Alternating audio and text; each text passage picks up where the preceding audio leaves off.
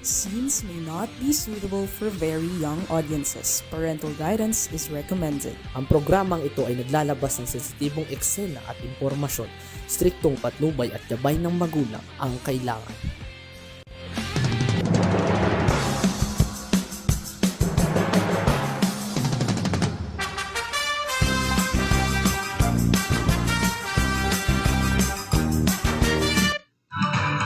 Okay, hello mga kaibigan, kakampi. Nasaan na kayo kapunta?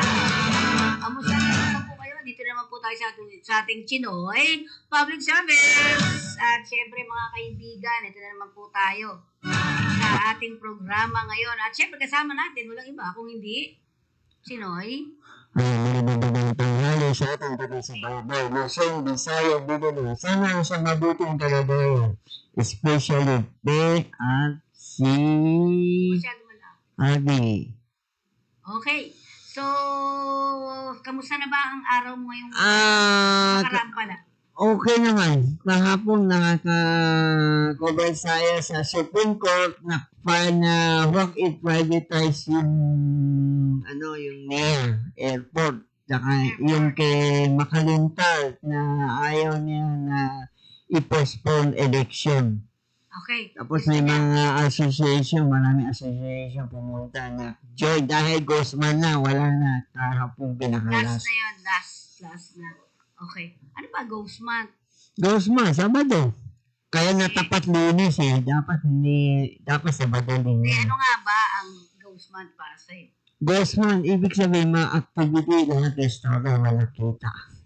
Ganon? Mga activity tahimik. Yan. Sige, tingnan natin. Ano muna tayo, RB? Ang ulat panahon natin? Okay.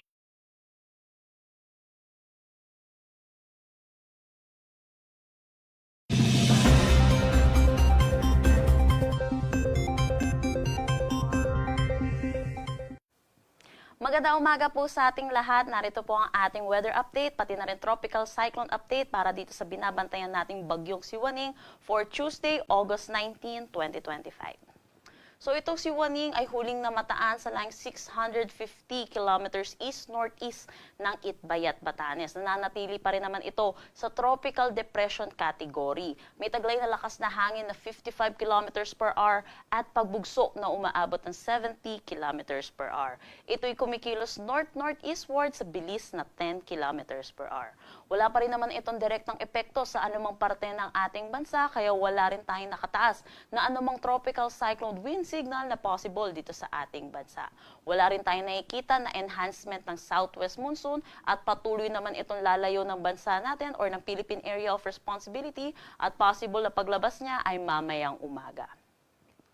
Sa ngayon, yung easterlies or yung mainit at maalinsangan na hangin na nanggagaling sa dagat Pasipiko ang umiiral dito sa may Southern Luzon, Visayas at Mindanao.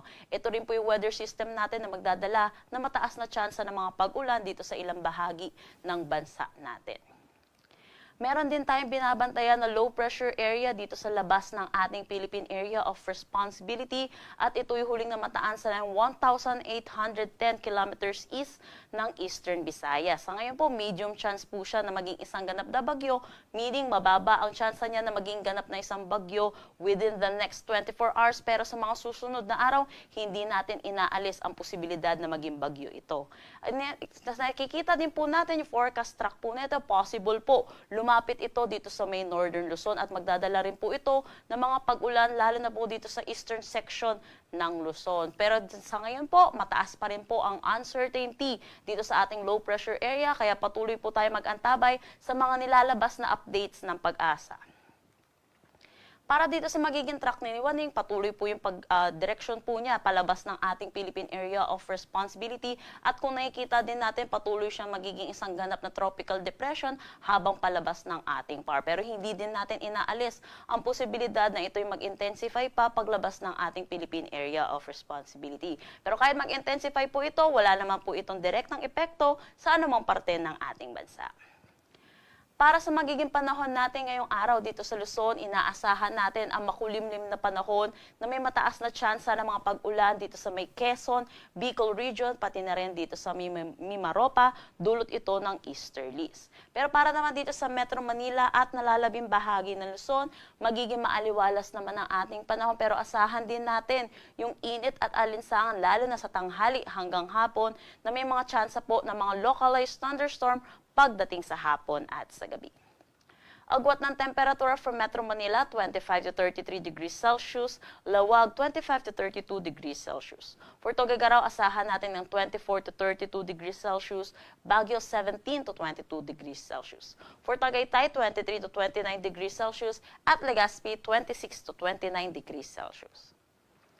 Inaasahan natin dito pa rin sa Palawan, buong Visayas, Zamboanga Peninsula, Northern Mindanao at Caraga, makakaranas din sila ng maulap na papawirin na may mataas na tsansa ng pag-ulan, dulot pa rin ito ng easterlies. Pero para dito sa Kalayaan Islands, dahil wala rin tayong southwest monsoon na possible na makapekto sa kanila, magiging maaliwalas ang kanilang panahon at asahan lang natin yung mga localized thunderstorm lalo na sa hapon at sa gabi, pati na rin dito sa nalalabing bahagi ng Mindanao. Agwat ng temperatura for Kalayaan Islands at Puerto Princesa, 24 to 31 degrees Celsius, Iloilo, 24 to 30 degrees Celsius. For Tacloban, 26 to 30 degrees Celsius, Cebu, 26 to 29 degrees Celsius. For Zamboanga, 24 to 32 degrees Celsius, Cagayan de Oro, 24 to 30 degrees Celsius, at Davao, 24 to 31 degrees Celsius. Wala naman tayong nakataas na anumang gale warning sa anumang seaboards ng ating bansa. Ang sunrise mamaya ay 5:43 a.m. at ang sunset mamaya ay 6:17 p.m. Para sa karagdagang impormasyon, bisitahin ang aming mga social media pages at ang aming website pag-asa.dost.gov.ph. At yan po muna ang latest dito sa Pag-asa Weather Forecasting Center. Chanel Dominguez po at magandang umaga.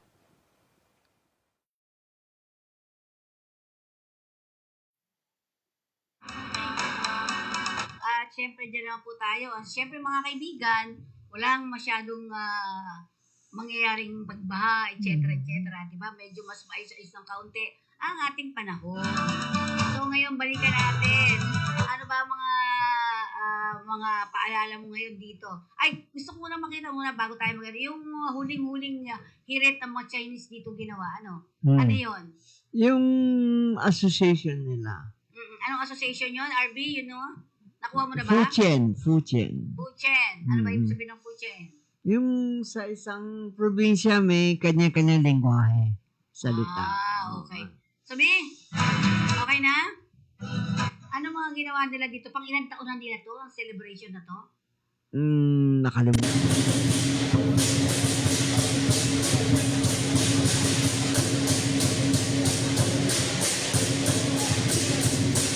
Ano ma'am?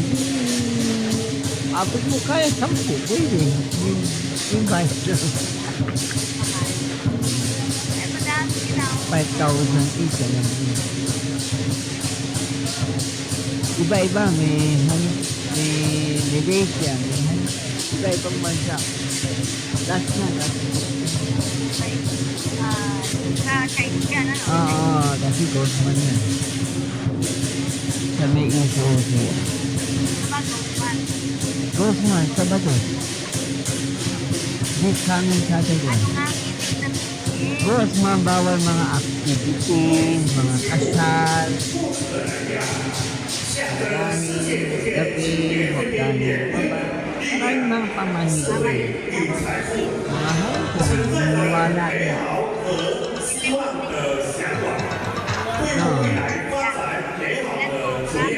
Marami. Marami. Isa, foreign yun. Ibang bansa dito. Ay, Kaya, ulit ko na ako. Mga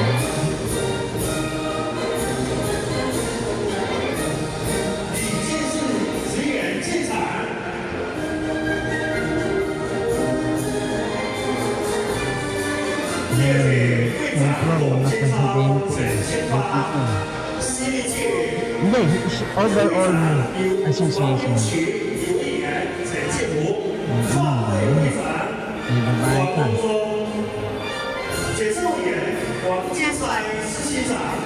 Celebration. Ilan taon? Ilan to?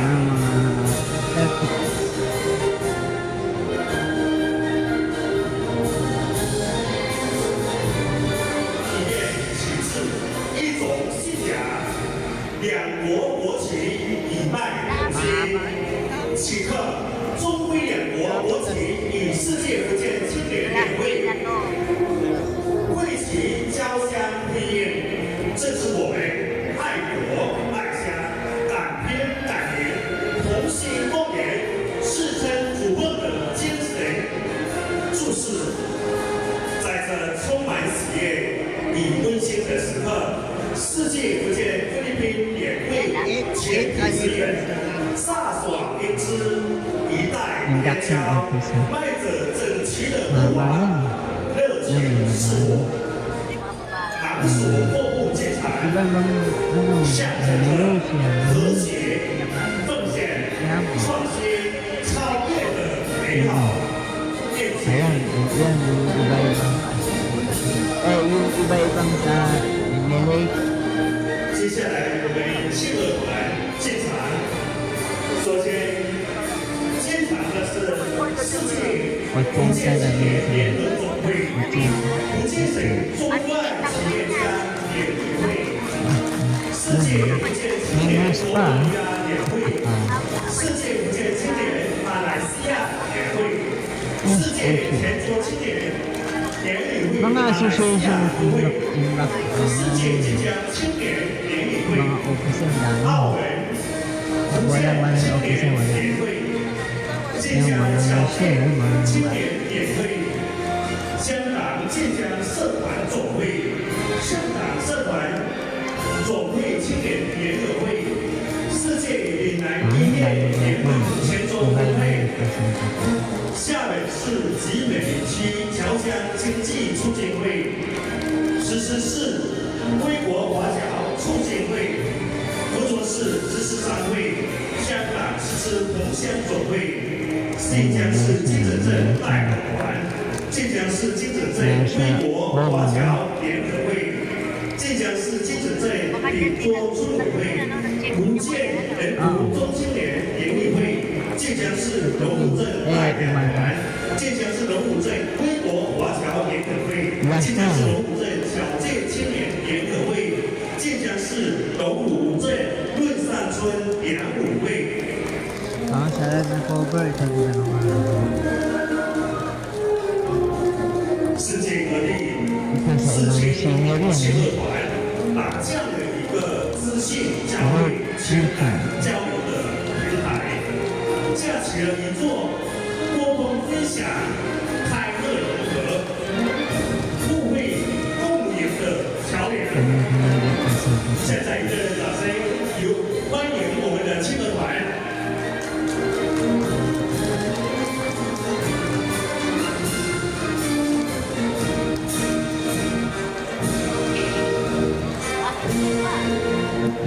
Mga 5 minutes. Ilang minutes ka?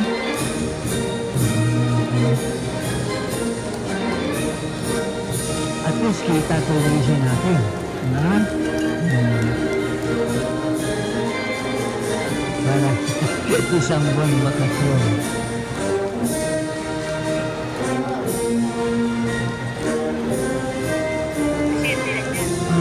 Siya na po ay nasa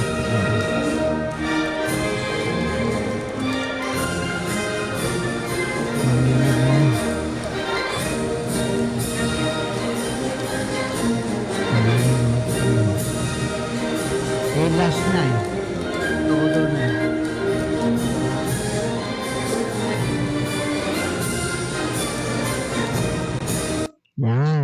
Yan ang pinaka-last na ako. Oo. So, kailan uli magsisimula yan? Siguro sa September 20 plus. September na. Okay. 1 month. Lagi naman matapos. Mga pamahiin, huwag mong kalimutan. Bawal ang kasal, bawal ang lumipat ng bahay. bawat magsampay ng damit ng Sa gabi. gabi. Oo, maraming pamahin. Ingat lang kayo paglabas. Magpipirma ng mga kontrata. Oo, ganyan. Ay, kung pwede, wait, palagi wait ang suit nyo. Antay sa mga... Kasi yan, pinaka-red na. Hindi, oo nga, puro red sana. Tapos, sa labas ng bakun, lagay nyo asin. Pangtanggal ng malas. Asin tsaka bawang. Okay. Tapos kakainin nung daga. Hindi, para yung mga malas. Alam mo na, ghost man, yung mga ghost sa pupunta sa mga bahay. Huling-huling hirit. Tingnan nga natin, Harvey. Ito namang Makalimtan. kay tingnan natin ano ba itong i-final niya sa SC ba to? Sa SC? Supreme Court lahat, Supreme dalawa. Court. Tingnan natin, ito, may konti.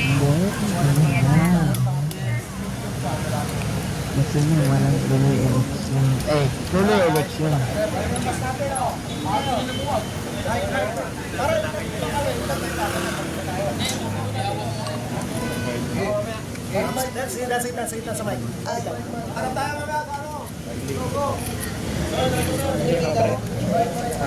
So, ito nag-file sa SC na Sir, napunta tayo ngayon sa Supreme Court para Friday.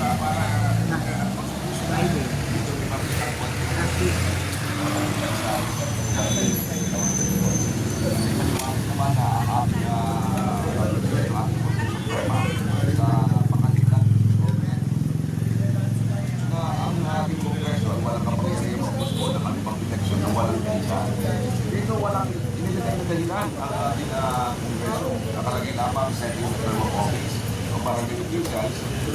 Yun lamang ang kanilang dahilan. And setting the term of office is not a ground, it's not a valid ground.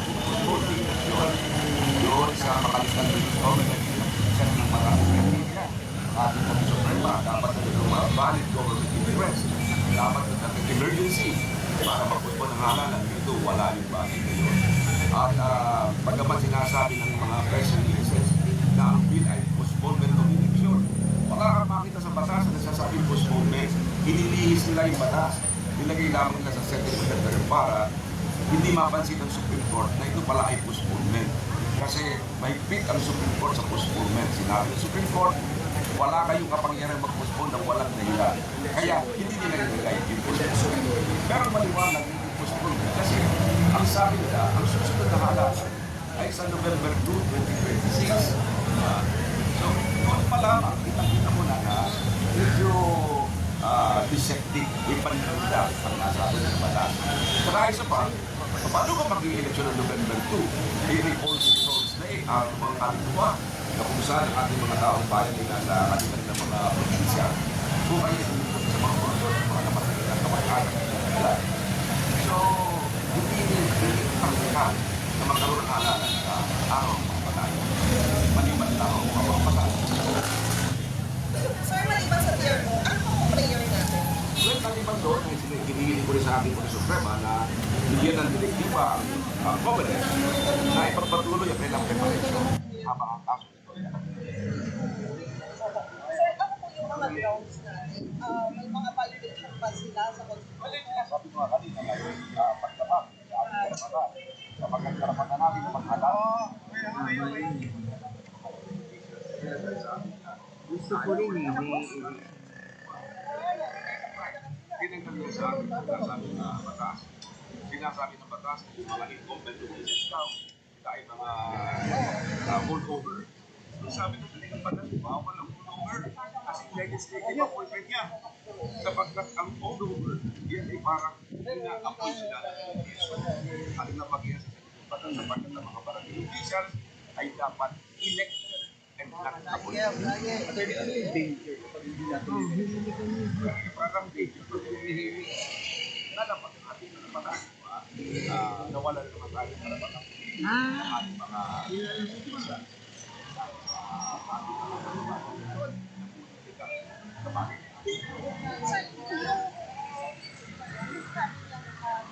Nawala yun. I-apply mo yung prospective. Gusto na yung halalan na meron tayong halalan sa December 1. Or Kung itutuloy mo yung December 1, pwede mo gawin 4-year term. Diba? Pero hindi ka pwedeng mag-postpone para lamang mag-set ka ng term. Wala. Di ba? Nakakapag-concentrate ako sa pagkakas na. Ay, hindi. Kasi sabi ko, yung mga election planning, yung maraming halalan, hindi dahilan yan. Sinabi na ng Puso Suprema yan sa mga katusus ko. Kaya yung mga dahilan yun, sabi na, yung mga super diesel, ang super diesel person, ang hindi yan sa nag-ganit ang balance. Ano lang po ba yung pinapayagan ng mga other constitution para sa mga Marami emergency, pandemic, mga ganyan. Kaya ka talaga napaka-mabigat na kadahilan. Pero yung mga ginagawa na kasi ikaw, pag-election, alam mo naman yung barangay election back to park election. Mga ganun. So alam mo nga, hindi pinag-aralan ang nasa lugaras. Well, ako naman, lagi akong optimistic sa lahat ng application sa bagat. Hindi naman ako umahawa ng kaso ng walang laban. Alam ko may laban ito. At alam ko naman nabibigay kami ako. Sir, yung action ko is in behalf asking concerned citizens. Yes, it concerned citizens, voter, affect one. Tama rin. Yes, sir. Salamat. Okay, it's unconstitutional. Tama. So, pag dinig siya ng SC, no? Kasi hindi pwede tayo kung ano na gusto, election tuloy. Minsan hindi. Masisira schedule natin. Saka meron naman iba ayaw mga chairman nila, di sacrifice na another 1 year. Tapos isa pa, ang problema doon, yung 4 na taon na. Oo nga, mali. Diyos ko, parang- Ano naisip? Hindi sino consultation. Sino ba ang nag-isip niyan? Mga congressmen. Ayun. Siguro. Yung Palagay mga ko, bataan nila, bataan nila. Alam mo, may nabalita daw na yung election na nga mga congressman sa chairman, tinulungan niya campaign sa mga congressman, mga politiko ngayon, parang may utang. Utang na loob, 1 year's exchange. Yan ang balita lang daw. Okay. So, sabi nga ni Kalitan, hindi pwede. Oo nga. So, hindi talaga naayon sa batas. Lahat nga nababoy. Kasi BBM, tignan mo niya kung tama ang pinaplano mga congressmen. Nakbasa ng papel, hindi pa niya alam, November 2, All Souls Day. Sino magboboto? Lahat nasa sementeryo pa. Malay mo. Yan ang Oo isang naman. kamali ang mga perma na perma. Dapat tignan natin kung tama ang Actually, pag busy ka talaga maniniwala ka Ano na ba lang yun? doon sa ano. Oo. Diba ako, wala akong panahon sa pagbabasa pa Kasabihin nila, ito po, ganito, explain lang yan. Tapos wala na. Saka dapat 3 years pwede na. Huwag mo pakbigyan 1 years. Kasi lahat hindi sinasabi lahat chairman sa salbahe. Kasi 3 years pinaka-okay na yun. Bakit dinagdag pa 1 year? Tapos hindi na daw ulit. Parang gano'n. Ewan ko. Ang gulo. Kaya ayokong sumabak sa politika Oo, Magulo Diba? Magulo. Okay, so tingnan natin at titingnan natin ang ano na yan, yung pagpasok sa SC ni Makalintal, ano? O at sana nga Ang ay... daming kaso sa SC, nakakomplain. Oo nga, ang dami-dami. Masakit ulo nila.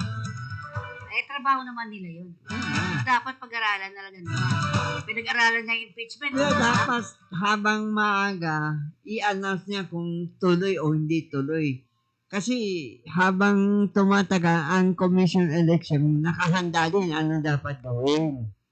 Kung tuloy, kung hindi tuloy, di sabihin niya, Mr. President, mali ang ginagawa mo. Ganyan. Tama. Ayun. Pag naabot 1 buwan, mga 2 linggo. So bago naman yan, sumunod din yung, ito walang picture to no? Yung, Alin? ito yung sa... Meron, may coverage. meron din. daw pala rito, RB. Today, sa Supreme Yesterday, Court din to. kahapon, meron. Binabanggit ng the urgent motion to resolve application for a temporary restraining order, preliminary injunction, and or status quo ante order. Yung tinatawag na parang ano no, 'di ba? Parang ayaw munang ang tawag dun sa sinasabi, yung mga airports natin, lalo na yung pinagawa naman na ni Mr. Ang, ano ba? Diba? So RB, yan daw. So palabas mo na muna yung RTBM natin. At napunta lang ako dito because I wanted to see kung gaano kung maganda naman ang patakbo sa yung ating zero billing na ginagawa ngayon. At meron kami Zero may billing. balita na meron kuminsan mahabang pila o hindi pa alam lahat ng kailangan gawin. Pero sa nakikita ko naman, everybody knows what they're supposed to do. Ang pasyente lang o yung kanyang pamilya, well, what they have to do, kagaya ng ginawa nitong ating kaibigan, she just came down para parang hotel mag-check out. Kasi kung titignan ninyo, wala na ang zero talaga, zero billing, wala na siyang kailangan bayaran. Ito yung contribution ng PhilHealth, ito yung sa DOH. So makikita ninyo talagang ganyan na. Ngayon, we just have to make sure na lahat ng ospital sa buong Pilipinas, alam nila ang procedure. Kasi bago ito eh. But I think kaya naman nila because maliwanag naman kung ano yung PhilHealth, ano yung sa DOH, at sinong qualified. Lahat naman halos qualified. This is for kung kailangan magpa-confine. Pagka hindi kailangan magpa-confine, tinuturuan natin ang ating mga kababayan, pumunta muna sa Bukas Center. Baka naman, yung kung ano yung reklamo nila, baka maayos naman sa Bukas Center. Pero kung hindi kaya ng Bukas Center, papupuntahin naman sila sa ospital at alagaan din sila. And again, zero billing ang paglabas. Wala na sila, walang dagdag na bayad, wala nang dokumento, wala nang kailangan gawin. Pipirma na lang, pwede na nilang i-uwi ang kanilang pasyente. So, let's see. Let's make sure. Ito nga ang aking kay Secretary Ted Herbosa. Make sure, and Dr. Harold, na make sure na hindi lamang dito alam nang gagawin. Ito, kabisado nila yung procedure na lahat ng mga ospital natin, ng DOH, make sure alam nila yung gagawin nila para hindi naman masyadong mahirapan ng ating mga pasyente. So, that's what we are seeing here. Sige, patuloy lang. Pagagandahin pa natin. This is one good thing, pero marami pa na kailangan gawin for the healthcare system. And magagawa naman natin. May makikita tayong improvement talaga. Alright, maraming salamat. Thank you. Okay. Maganda yan. Zero billing. Oo, Yan, zero maganda yun. billing. Tama. At sana nga mabait naman yung mga tatanggap na ospital. Depende. Kaya Baka nga may eh. masungit. Ay, may mga masusungit na doktor. Pwede nyo i-report yan. Di ba? Pwede nyo i-report yan. Basta ang sinasabi lang, yung zero billing, dapat accredited yan ng DOH. Di ba? Pero ang babay at PhilHealth, PhilHealth. tsaka ano pa, O PCSO. tsaka yung DOH. Adi, ang tao hindi na katulad dati. Alas 4, punta na sa PCSO, hingi ng tulong. Dapat nga diretso na nila dun sa ospital no? Parang mga ganun. Hindi, ibig sabihin, di ba dati napakahirap. Pag ang tao hihingi niya Madaling ngayon. araw, nakapira. Sa PCSO, di ba? Di, wala na sa PCSO. PhilHealth na bahala dyan. Okay, magandang balita yun. Di ba? Maganda. Sana nga. Tingnan mo nga. Subukan mo nga. Ayaw ko. Hindi. Bossman, ayaw ko pumunta. Huwag daw kayo pupunta ng ospital, Magdadalaw sa mga may sakit. Bossman, oo. Paano naman yung di ba? Okay. Kailan ba Ghostman? Sabado, 23. Etong Sabado na to. O pwede pa, mga pi. Pwede ba? Yan. Bawal maging masaya. O, di ba? Anyway. Tingnan naman natin. Nakuha mo na ba, Arvin? Zero Alam mo, billing. kung pwede umiwas sa Ghostman, mga sakit. Okay. Sakit-sakit. Imiwas na rin tayo sa mga Hindi, sakit. kung pwede, huwag pumunta sa mga pate-pate. Pati-pati. Mga patay. Sabi Kung mo, pwede, huwag. Kung pwede, sino nga umiwas punta sa mga ospital. At Huwag maggagala-gala sa gabi. Ay, tama. Di ba? Hindi, ayun ko Huwag pala. magpakasal. Ayun. Sabado pa po yan. Ay, ngayon, samantalahin nyo na magpakasal. Wala na, alanganin na. Di ba? Malay mo, may mga ganyan. Bakit umuurong ang ghost month? Kasi merong Mayo, dagdag isang buwan. May June, itong June, dalawang June sa Chinese. Lunar. Okay, so ganun yun. Sige. At tingnan Mga natin. karaniwan mga doktor. Mga Chinese, hindi ko alam, puro bakasyon. Walang doktor. Puro ba sila bakasyon na yun? Sa Hong Kong, ayaw sila complex ang kanilang trabaho. Wala din operation. Titigil talaga? Pati sa mga restaurant? Restaurant, bihira, mga family kain lang. Pero yung mga okasyon, wala. Kaya yung kanina pinakita natin ay last na yon. Last na. Barbie, meron na? Okay. So, bakit nagkakaroon ng ganyan? Alin? Yung mga pamahiin na ganyan na Yan ang Ghost month, ngayon ko lang minuno nila, may gawa. Hindi tayo na. Pero totoo yan. Totoo yan. napurbahan mo, baka yung kamay mo maipit na naman. Hindi. Sabi mo, nag-ghost Totoo month yan, ako. totoo yan. Alam mo mas delikado bagyo. Pag ghost month. Puro malalakas Buti tubig. nga, mahihina lang yung dumating ka. Ay, hindi pa umpisa. Hindi pa natin alam. Ano pa mangyayari? Darasal tayo. July, August. Hindi mo na Dasal tayo para sa ating kahusayan. katahimikan. Kahusayan, katahimikan. Alam mo, masamang balita, bakit tumaas ang bigas? Balita ko na wala nang Hindi. imported, tumaas 2 piso, 3 piso. Hindi ko pa nakikita. Imported rice, tumaas. Okay, tingnan natin muna to, paalala. Okay, Arby.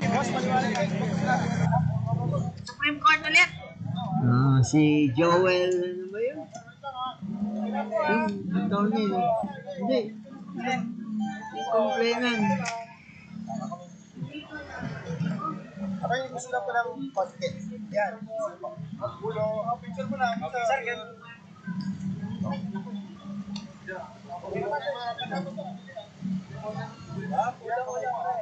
Yung attorney yun. Yun sasalita. Joel.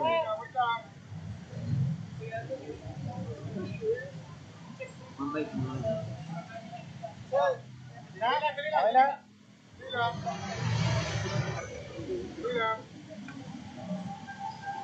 Okay na? Malaking justice.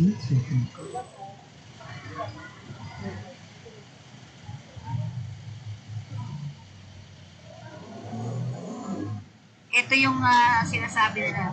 Ito yung urgent motion to resolve application for temporary restraining order, preliminary injunction, and status quo ante-order. Ito si Joel. Attorney Ibuya.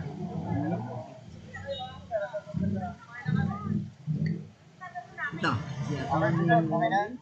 Joel R. Ano po yung Otuya. profile niyo po ngayong tanghali? Mag-file kami ng motion para hikayatin ng Supreme Court na mag-issue ng Temporary. PRO na dun sa kaso namin laban sa privatization ng NAIA. Hinihingi namin na pigilan yung pagtaas ng passenger terminal fee. Natataas ng more than 70% sa local, sa domestic, at more than 90% sa international flights. Noong September 2024, tumaas na ang dami-daming charges sa NAIA. No? Ito yung mga charges sa mga airlines, yung mga parking fee nila, yung mga paggamit ng tube, at kung ano pa, no? Dami-dami. At, alam naman natin na ipapasa ng mga airline companies natin ito sa mga pasahero, no?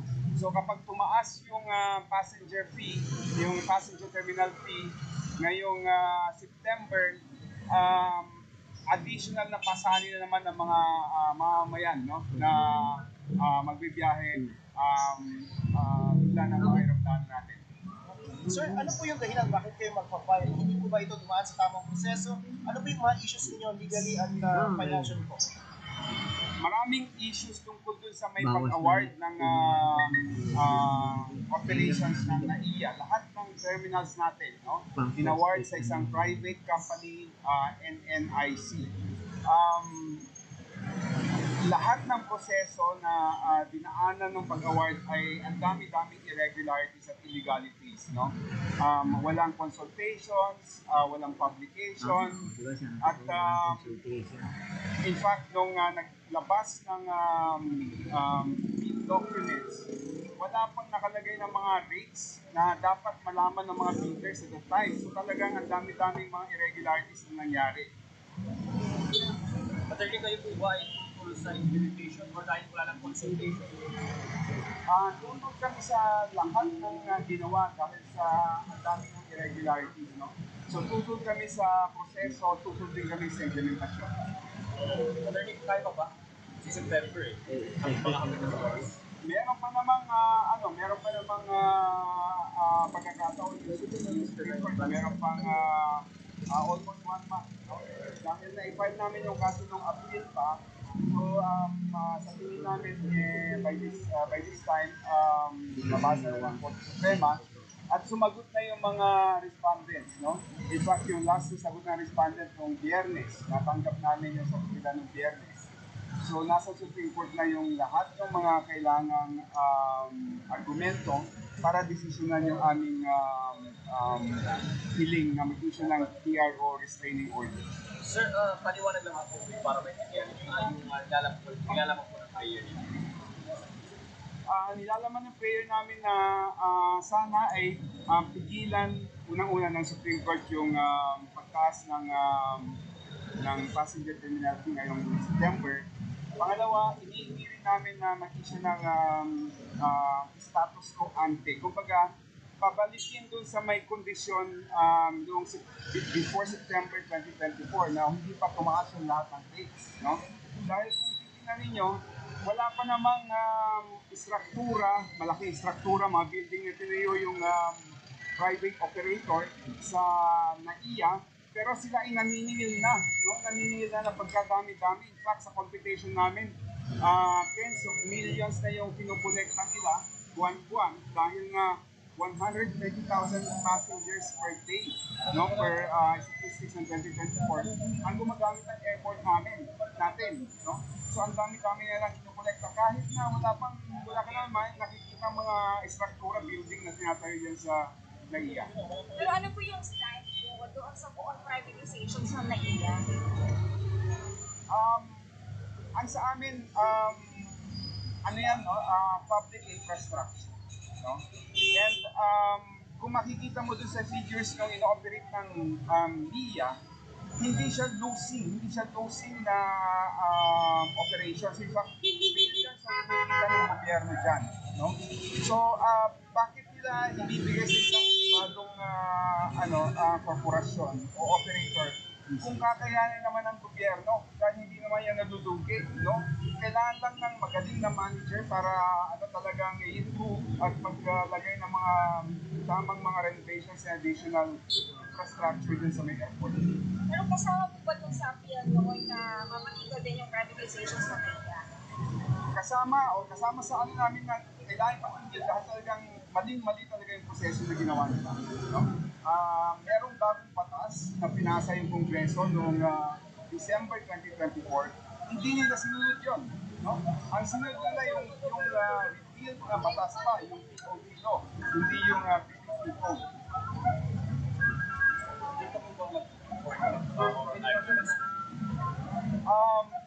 Yun ang isang inaasahan namin, magkaroon sana ng oral arguments para magkaroon ng oportunidad yung mga justices na tanungin yung mga partidos, hindi lang kami, pati yung mga respondents, dun sa mga issues na sa tingin nila ay magiging crucial para madesisyonan itong kaso. Thank you, sir. Thank you. Okay. Pagkataon, pag-usapan natin, dapat ba i-privatize ko? Ano ang opinion mo? Huwag masyado malaki. Kasi hindi natin na-maintain yung ganda ng airport kasi. Yun yung isa. Pero hindi mo iniisip ang taong bayan naman kawawa. Yung mga balikbayan, gusto pumunta sa abroad ng bayan. Hindi, ang mga OFW wala silang terminal fee. Yung mga private, meron ka mag-anak mo sa probinsya. Hindi dagdag naman niya, gastos. Hindi, kasi ako, ang sinasabi ko lang, napapanahon naman ayusin yung yung terminal. Pero minimal siguro ang pagsisingil. Kaso, parang walang control. Katulad dati, yung bigas, taas-taas. Na-control na, may 20 pesos na. Oo nga. Pero yung expenses ang imbis na makabili ng bigas, baboy, gulay, tumaas ang bayaran sa airport. Di wag ka mag-abroad. Paano? Hindi sa abroad. Basta ikaw, alis ka ng alis. Hindi natin pinag-usapan yung abroad. Paano kung may kamag-anak, kailangan ka na umuwi na probinsya? Di na-apekto din ang pasahero. Siguro pwede ka manghingi ng nun. Pero hindi. Napatupad na ba? Hindi pa naman. Kaya nga, in-advance na nga ni Joel na kung pwede, sino gusto magsalita kung hindi siya? Hindi, ang sinasabi Tama naman ginagawa ni Joel. Pakinig natin mabuti. Pinaayos, pinaganda. So, ang ibig lang sabihin nito, kailangan tayo magbayad din. Pero, dapat minimal lang. Dapat lang gobyerno hindi yung bata. Sino naman? Si gobyerno na naman magbabayad? Hindi, dapat ang gobyerno ibigay ang nasa market price. Ito, hanggang 10% lang. Hanggang 20%. Kita mo, 700% tinaas. Dati ang parking siguro nasa 4 to 5, ngayon naging 1.5. Ano ibig sabihin niya? Di ba? Pero nasa lugar. Dapat nasa lugar. Ang mahal talaga. Pero pinaganda ba ng todo-todo? Kasi hindi ako napunta sa Hindi gano'n. Katamtaman, pero wag naman sobra. Ilang percent? Dati 4 to 500, ngayon naging 1.5. O 1,000. 100% na. Ano ba? Kaya dapat ang Supreme Court kailangan mabilis ang desisyon. Pati yung eleksyon. Dalawa na, nasa SC, ang dami nilang trabaho. Baka mamaya magtaas na rin ang SC. Diba? Alam mo, mga taga-SC, ito ay sambayang Pilipino. Nasa pwesto kayo, dapat bilisan ninyo kilos, hindi yung mabagal. Dami-dami dyan. Ang dami. Diba? 10 dyan, kay Tatay Digong, no? Tatay Digong. Pero importante sa mayang Pilipino, itong yung postponement, election, at yung real problema. So, ayaw natin. Ako naman, okay lang sa akin na magtaas. Wag lang. Sobra. Kasi kung maganda naman pa yung doon di ba? Sa OFW, walang problema kasi hindi naman sila nagbabayad ng terminal fee. Yung mga simpleng tao, di ba kung mayayaman niya? Mga passenger, mahal din ng bayad. Kala mo, entrance fee. Ang parking talaga. Malaking, hindi sa parking, mga process, Terminal papeles, terminal fee. Lahat isaayos ang lugar. Ayaw makialam si Didi kung pwede siya na makialam. Hoy, ano ba yan? Bakit sobrang mahal na singin? Yan. Okay, wala na naman tayo. Sino Okay. pasalamatan mo? Una-una, pasalamatan natin kahit na-resign si NBI Delta ang papalit. Daw, I'm not sure, taga DOJ. Si Andres, dati nasa energy, yung kay Dimananta. Kaya, parang okay na, magaling yan. Matagal na sa gobyerno, 24 to 25 years na. Ay, alam mo, chismis, meron daw siya payo-payo. Di dapat ako sa kanya, lalaban ako. Wala tayong magawa. Alam mo, si Directa, Sama na kasi din. intriga dito, intriga doon. Ay, alam mo naman yung mga jarista. Pang oras, hindi mo pinakbigyan, masamang sulat bibigay sa'yo. Siguro nakaaway ng mga jarista. Ano yung jarista? Mga taga-humuguha ng Media. mga news, hindi, yung gumagawa ng mga news sa newspaper. Si media din yun. Di ba pinakita niya, alam mo na anong dyaryo. Kung totoo ba? Totoo ba hindi? Hindi, basta is the best resign. Dapat lumaban siya para malinis pangalan niya. Oo. Ayan, dapat. Para kay Sara, okay, sabi mo, yung pondo na mawala, sabi mo, hindi totoo, ipaglaban mo. Huwag mo na tahimik. Ang tao, gusto madidik sa panik, ayaw magsalita. Ano Ano magagawa? nangyari? Di wala na impeachment. Wala nang kaso. Ano lang yan? Ganyan. Hindi. Next year pa. Titignan pa natin ang February. Diba? Okay. Susunod. Thank you very much. Sana supportan niyo ang Kakampi online. Pwede. Sa ngalan ni Pe, si Alvin. Thank you very much. See you on next week na. Thank you very much. Maraming salamat. Holiday. Tapat eh. Maraming pong salamat. Ito po yung lingkod Fe Nicodemo para sa ating Chino. Okay, public service.